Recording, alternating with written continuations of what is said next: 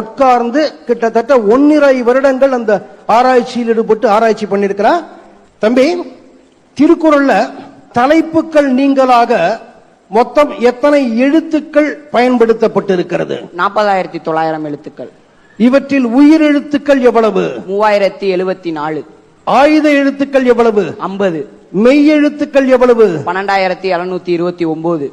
ஆக மொத்தம் அது எவ்வளவு? 15,728. இவைகள் போக மீதம் உள்ள உயிர்மை எழுத்துக்கள் எவ்வளவு? 25,047. அப்ப மொத்தம் எவ்வளவு வருது? 40,900.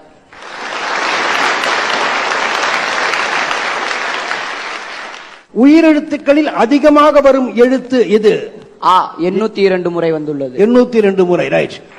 உயிரெழுத்துக்களில் குறைவாக வரும் எழுத்து எது? ஐ 16 முறை வந்துள்ளது. திருக்குறளில் பயன்படுத்தப்படாத எழுத்து எது? ஔ. வள்ளுவர் பயன்படுத்தலையா? அதுக்கு பதிலாக ஆ யு என்றுதான் பயன்படுத்தியுள்ளார். ஔன்னு பயன்படுத்தாம ஆ யுன்னு பயன்படுத்தி இருக்கிறார்.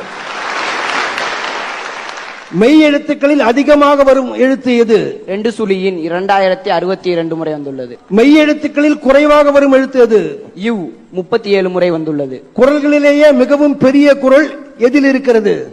957வது குறள் 39 எழுத்துக்கள் கொண்டவை.